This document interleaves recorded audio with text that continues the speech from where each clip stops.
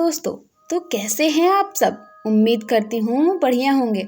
तो दोस्तों, हमने देखा काला जादू का पार्ट 1 और पार्ट 2, जिसको आपने बखूबी बहुत प्यार दिया।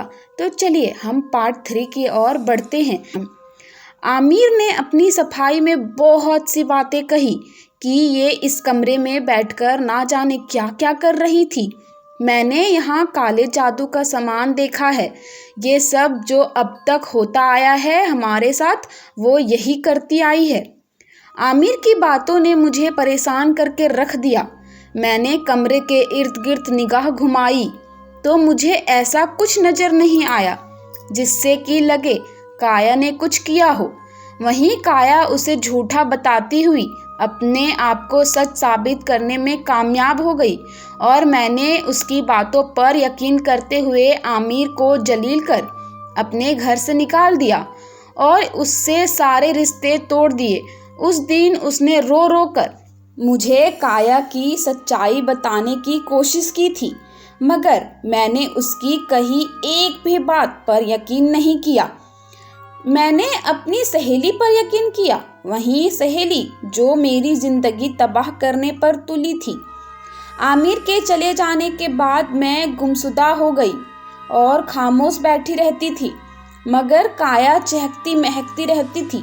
वो हमेशा मेरे पास बैठकर मुझे आमिर के बुरे होने का यकीन दिलाती रहती, मगर मेरा दिल मानने को तैयार ना होता था। और ऐसे ही एक दिन मैं अकेली बाहर टहलने चली गई और वहां अचानक मेरे सामने आमिर आ खड़ा हुआ। इतने दिनों बाद उसे देख मेरा दिल अंदर से बेचैन होने लगा। मैं उसे गले लगाकर रोना चाहती थी, मगर उसने जो काया के साथ किया था वो सच मेरे दिल पर खंजर चलते थे और मेरा दिल वो भूलने को तैयार ना था। मैंने उसे मुंह मोड़ा और वहां से जाने लगी तो उसने मेरा हाथ पकड़कर रोक लिया और अपनी सच्चाई का सबूत देने लगा। उसने कहा, मेरे साथ चलो, मैं तुम्हें सब सच बताऊंगा। एक पल को मेरा दिल नहीं माना, लेकिन जब उसने हमारे मोहब्बत की कसम दी तो मैं उसके साथ चल दी। और वहां से वो मुझे लेकर एक मौलवी के पास गया। मौलवी साहब अपने सामने कैंडल्स का एक घेरा बनाकर बैठे थे। उन्होंने मुझे इशारा कर कहा कि मैं सामने बैठ जाऊं और मैं बैठ गई। वो आंखें बंद कर कुछ कुछ पढ़ रहे थे। मैं हैरान होकर बैठी थी कि तभी उन्होंने अपनी आंखें खोलते हुए मुझसे कहा कि वो तेरा घर कभी बसने नहीं देगी किसी के साथ। वो इस लड़के से नफरत करती है। उन्होंने आमिर की ओर इशारा कर कर कहा, अगर तूने इस लड़के से शादी कर ली तो वो इस लड़के को जान से मार देंगी और तुझे पागल बना देगी।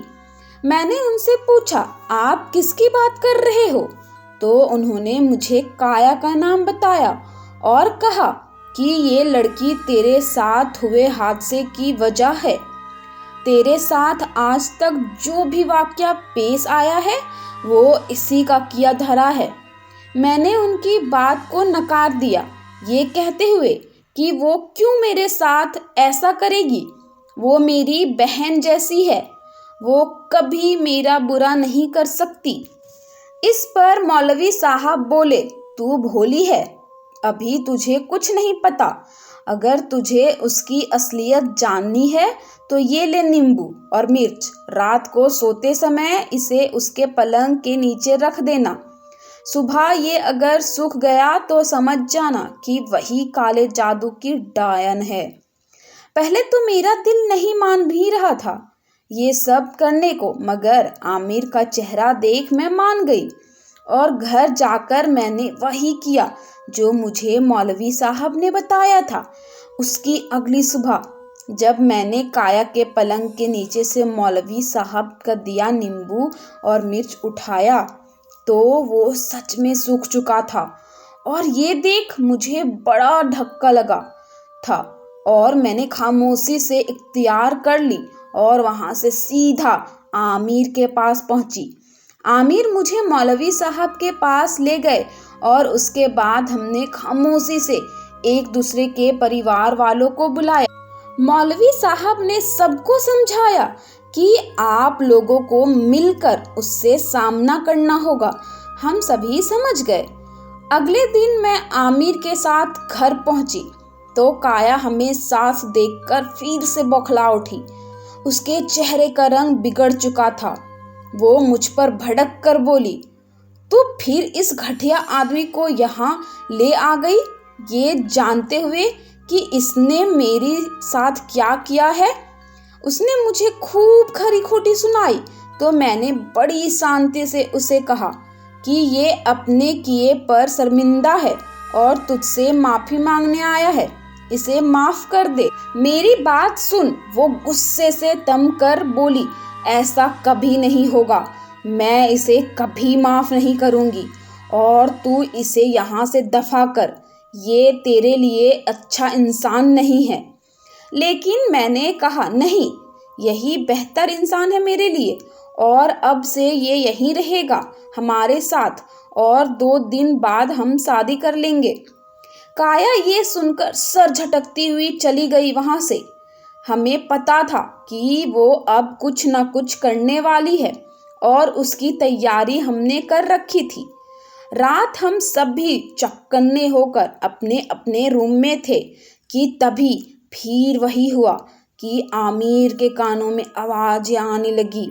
लेकिन इस बार मौलवी साहब हमारे साथ थे और वो अपना दम दरूद पढ़ने लगे।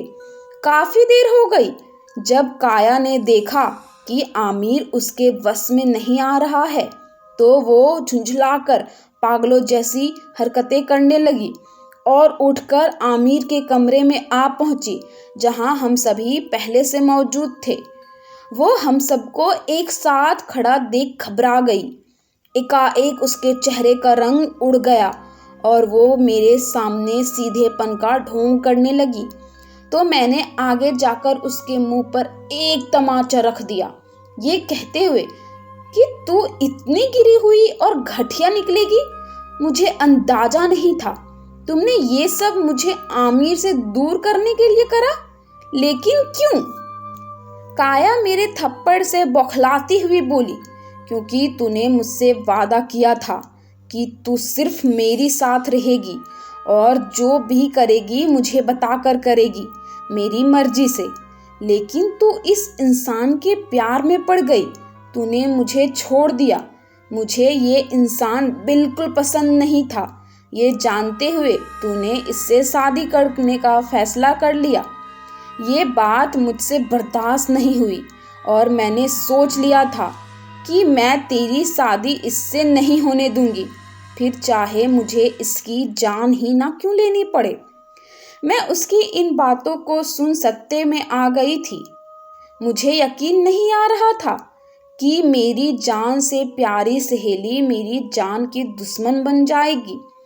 उस दिन मौलवी साहब ने उसके सारे काले जादू का काट कर मेरे घर को बांध दिया ताकि दोबारा कोई बुरी बला हम पर वास ना कर सके। उस दिन के बाद काया के सारे काले जादू करने का सामान को भी जलाकर खाक कर दिया गया और उसे पुलिस के हवाले कर दिया गया। एक वो दिन है और एक आज का दिन। काया फिर कभी हमारे आसपास ना भटकी और दोबारा कभी कोई हादसा पेश नहीं आया। फिर आमिर और मेरी शादी हो गई। उसके बाद हम खुशी खुशी रहने लगे।